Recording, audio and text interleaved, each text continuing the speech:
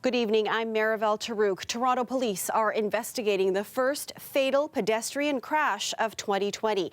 After a man was hit and killed while crossing the street, the driver took off. Angelina King has more on the push to make our streets safer.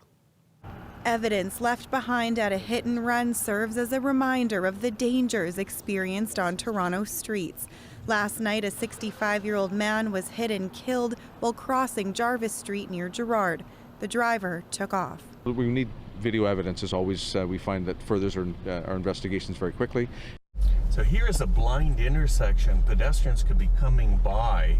Angelo DiCicco is a longtime driving instructor who works with corporate fleets and professional drivers. When you're teaching your students, what is the #1 thing you tell them to look out for when it comes to pedestrian safety? Pedestrians are being hit, fatally struck, near or in intersections.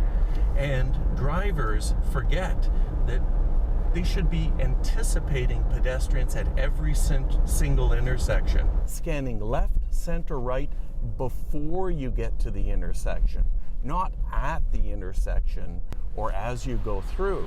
He says everyone has a responsibility when it comes to road safety, but the main onus is on drivers. Toronto's mayor agrees.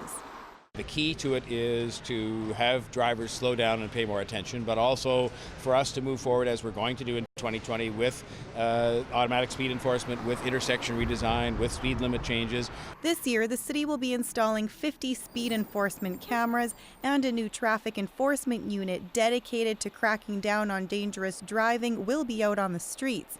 And as we move into a new year, DiCicco suggests a resolution for drivers. When you get into your vehicle, shift your thoughts to focus solely on the road, leave distractions behind, and always be on the lookout.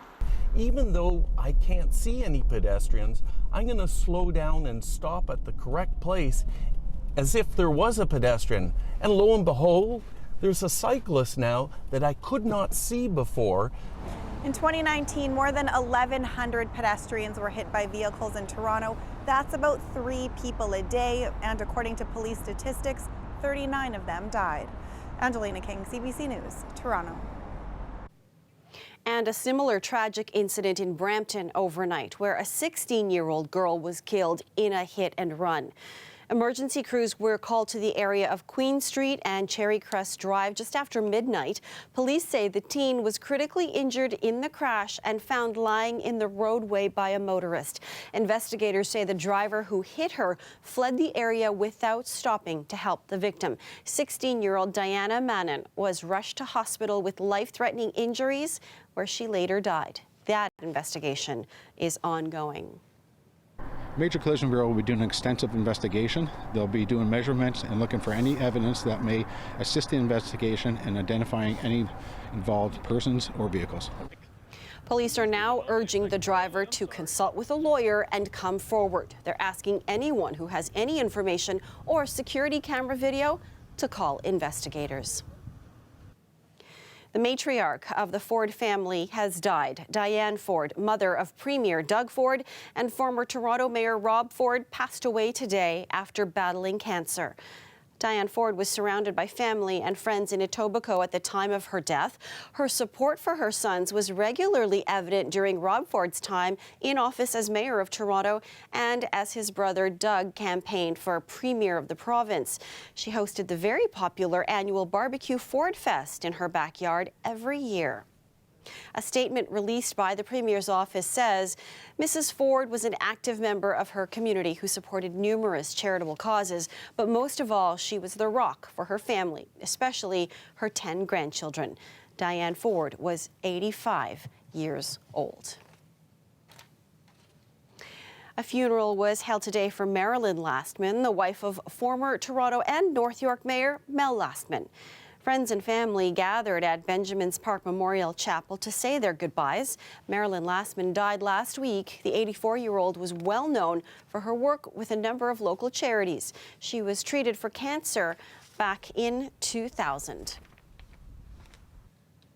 Well, it is back to school tomorrow, but some students in southwestern Ontario may be back at home later this week. The union representing the province's high school teachers says they're planning another one-day walkout Wednesday.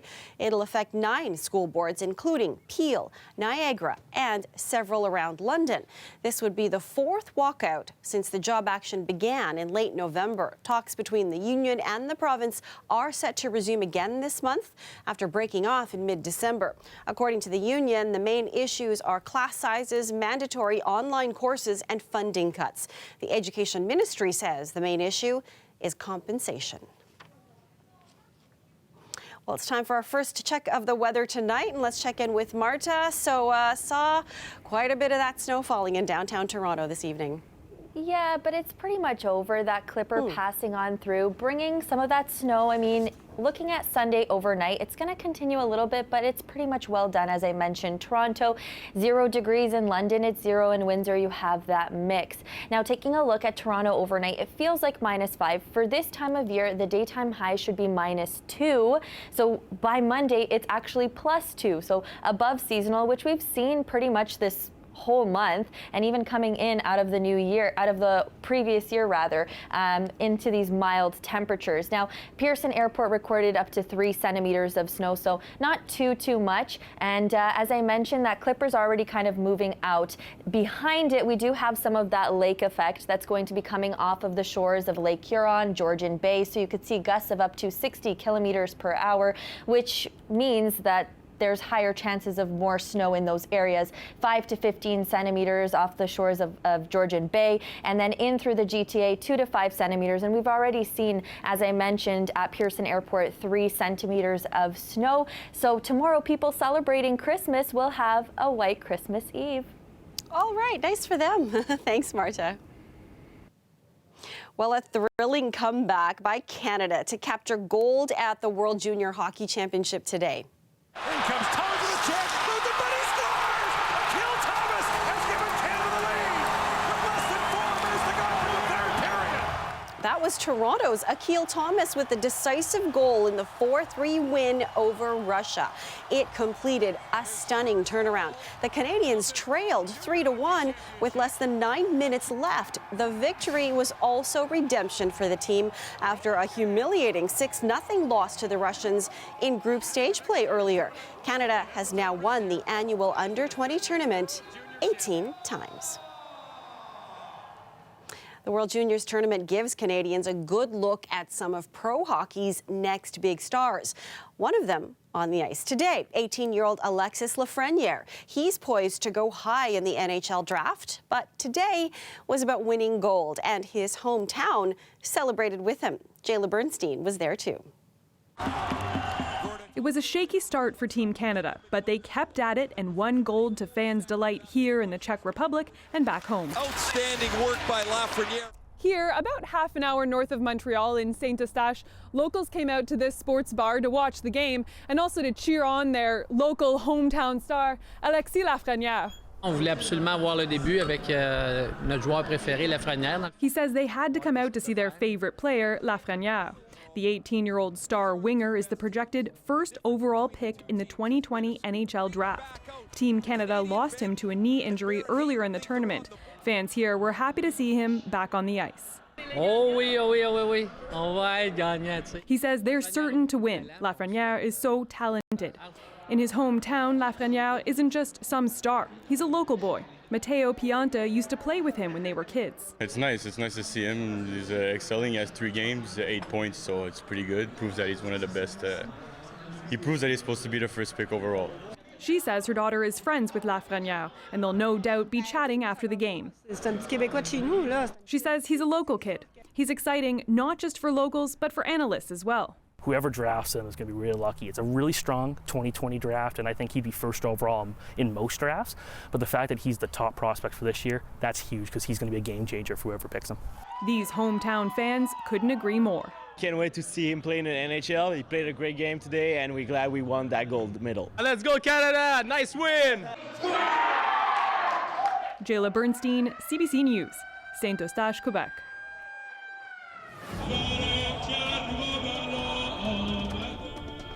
Hundreds of thousands of Iranians attended the funeral procession for Qasem Soleimani today as tensions between the U.S. and Iran continue to escalate following his assassination. We have the latest on that story coming up.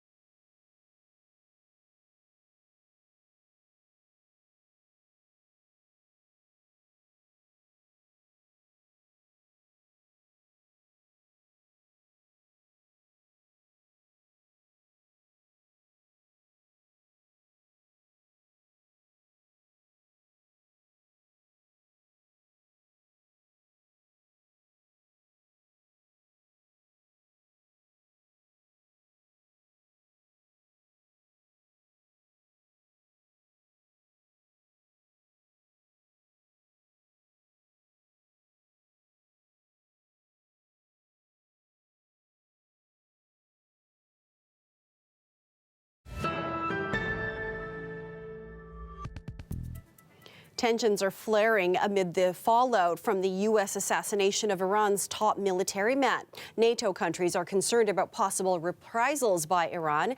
And as Carolyn Dunn reports, they are also worried about how the targeted killing will affect a region already racked with instability. Throngs of people filled the streets as the body of General Qasem Soleimani was returned to Iran. Iran's parliament vowing to avenge a martyr with chants of death to America. Its speaker calling the attack terrorism. Iraq furiously denounced the killing as a breach of its sovereignty. Its parliament angrily voted for the expulsion of U.S. troops working in that country to quell a resurgence of ISIS. Although it's not clear when the government will act on that vote. This Middle East expert warned the attack will have serious long-term consequences.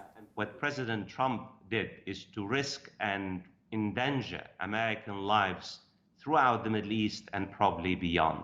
The killing of Soleimani has poured gasoline on a raging fire. Britain, along with Canada, is part of the anti-ISIS coalition in Iraq. In a statement, UK Prime Minister Boris Johnson said General Qasem Soleimani posed a threat to all our interests, given his actions have led to the deaths of thousands of innocent civilians and Western personnel. We will not lament his death. But his government still urged calm. Boris Johnson is furious with Donald Trump because he had not told them about the killing of Soleimani in advance. There is anxiety all over European capitals, including in the UK. Anxiety is running deep for NATO allies. A Canadian-led mission to train Iraqi security forces has been suspended to protect personnel, and the alliance will hold an emergency meeting on Monday. Meanwhile, increasing tensions are only fueling Iran's anger. Today, it made it clear it will no longer abide by limits on its nuclear program, as it considers even harsher retaliation for the assassination of its national hero. Carolyn Dunn, CBC News, London. Here at home, the federal government has remained largely quiet about the airstrikes. The Minister of Foreign Affairs tweeted yesterday about keeping Canadians safe and called on both sides to de-escalate the situation. We caught up with a Toronto MP today to ask about what is next for Canada. I mean, I would reiterate the message from our Minister of Foreign Affairs, which is we obviously want to see, along with our international allies, a de-escalated situation that doesn't cause additional tensions and certainly doesn't cause additional violence and really doesn't put Canadian lives at risk. I will, and I know our government is watching the situation incredibly closely, and we will take every action that we need to take to protect Canadian lives. Erskine Smith also commenting on the wildfires in Australia today, saying the federal government will be giving aid as necessary. He added the fires are another reminder of the importance of tackling climate change. Meanwhile, Australia's Prime Minister has warned the crisis could last for months.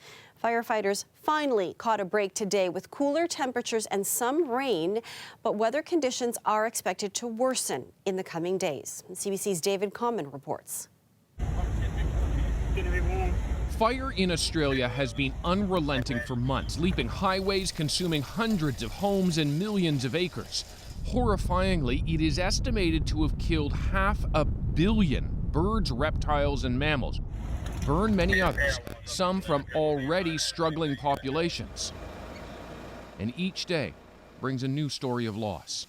My neighbour stayed to defend his property. And I didn't stay there, I evacuated, and he contacted me this morning to say, sorry, but my house is gone. Yeah. All of it taxing firefighters and specialists who've barely had a break in 4 months of intense heat. I've been in the Rural Fire Service for more than 20 years. I've never seen it to this magnitude. This fire season is definitely being driven by the prolonged drought. The battle to slow or control these massive fires is coordinated here at the State Operations Centre, and they're being joined by dozens of Canadians brought in here for their expertise, many more joining over the course of this week. And it's needed help because the fires this year are 20 times the size of what this state normally deals with. Alberta's Morgan Kerr oversees the growing Canadian contingent in Australia. And when you think about just the size and the speed, that's something we've really had to wrap our heads around. Like, we've seen extreme fire behavior in Canada, in all provinces, but not over the geographic area that we're dealing with or with the frequency here. We'll get 1, 2, 3, 4, 5 days of it. Here it's been 4 months of it. Even as Australia calls up more of its military for rescues and fire protection, those most on the front lines are remarkably nearly all volunteers, including these 3 we met heading out on a night shift, including a father-daughter firefighting combo. what's striking you about what you're seeing? I think just the extent of the fire and in different areas, and it's pretty unpredictable in the different areas that it can turn up. So some people might think their house is safe, and then a day later it might not be. Cooler temperatures this week have at least slowed some wildfires' advance. It's really important at the City of Toronto that people are knowing how to recycle and dispose of their waste materials properly. Coming up, with the holidays over, now comes the cleanup. We'll hear about what goes in what bin and why holiday recycling can get challenging.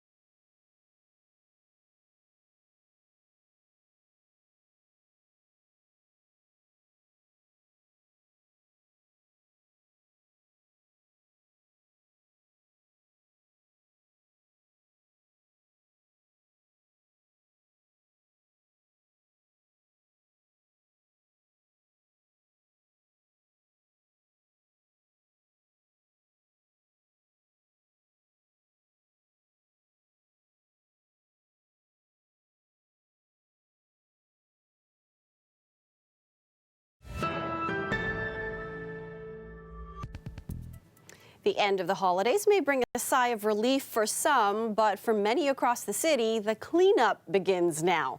As residents are gearing up to put their waste out on the curb this week, the City of Toronto is asking residents to be mindful about their recycling habits. The CBC's Kirthana Sasitharan has the details.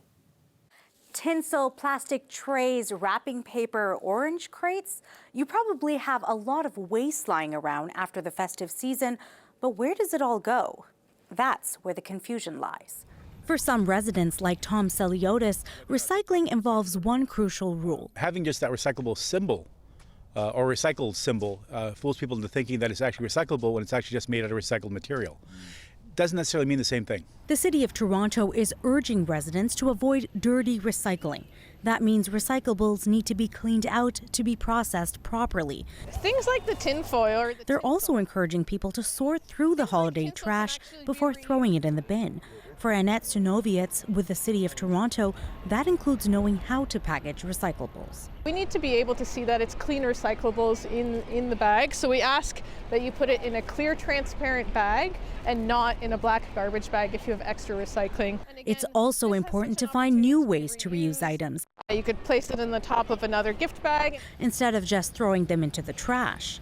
Often with a lot of gift giving, we have a lot of holiday and gift bags that we have left over, and those gift bags include things like they can include bows or tinsel and sometimes even the strings. What we want to look at is, can those items be reused for another year? The city is asking residents to take on a more mindful approach to waste this year, encouraging residents to make changes and reduce the use of single-use items. Joanne St. Goddard, Executive Director of the Recycling Council of Ontario, agrees. I would say to compel consumers to adopt new practices in 2020, thinking about the impacts of the products and the packaging that they're actually buying in 2020 to help us all reduce. The City of Toronto is encouraging residents to visit their website to learn more about what they should and shouldn't recycle. Kirthana Sasitharan, CBC News, Toronto. Let's do our long-range forecast check with Marta now. And okay, so the snow is mostly done for us now, and temperatures are going to melt what's left? Well, hopefully it'll be a white Christmas. As I mentioned, for some people that are celebrating the Julian calendar that follow Orthodox will be celebrating Christmas Eve tomorrow, so it will be a white Christmas Eve for them. However, temperatures hovering right around the freezing mark, so 2 degrees in Toronto for this time of year should be -2. However, that Clipper system is already moving out, and the morning commute should be fine. You can see it just scraping on through Monday morning. Just that lake effect through the shores of Lake Huron, Georgian Bay, the wind gusts along the shores. I'm just really hammering this home just so people know that when they're traveling, it might be a little bit more treacherous through areas around Barrie and just around the Georgian Bay shores. Again, could see 5 to 15 centimeters of snow in through Toronto. We've already seen what we're going to see, 2 to 5 centimeters for that snowfall accumulation. When we're talking about the long-range forecast, though, Tuesday overnight and into Wednesday, we might see some flurries in through the GTA, but not anything of great accumulation. Taking a look at the 3-day forecast for Toronto, Barrie, Hamilton, Oshawa, you can see on Wednesday some areas seeing that snowfall, but in Toronto looks pretty clear. But by the weekend, we do have a system moving on in, and it's 7 degrees, so it looks like it's going to be more of that rain for Friday. However, if that system tracks further north, we might see something different. By Saturday and Sunday, we have that mixed precipitation, but that's a little bit later into the weekend. A bit of everything, it looks like. Thanks a lot, Marta. Well, we want to introduce you to a man who's struck a chord with some Windsor wildlife. Chris Jacobson built an owl house in his backyard, and for the last year, he's seen a family of eastern screech owls grow in his backyard. He's taken many photos and videos, of course, and he shared some of them with us.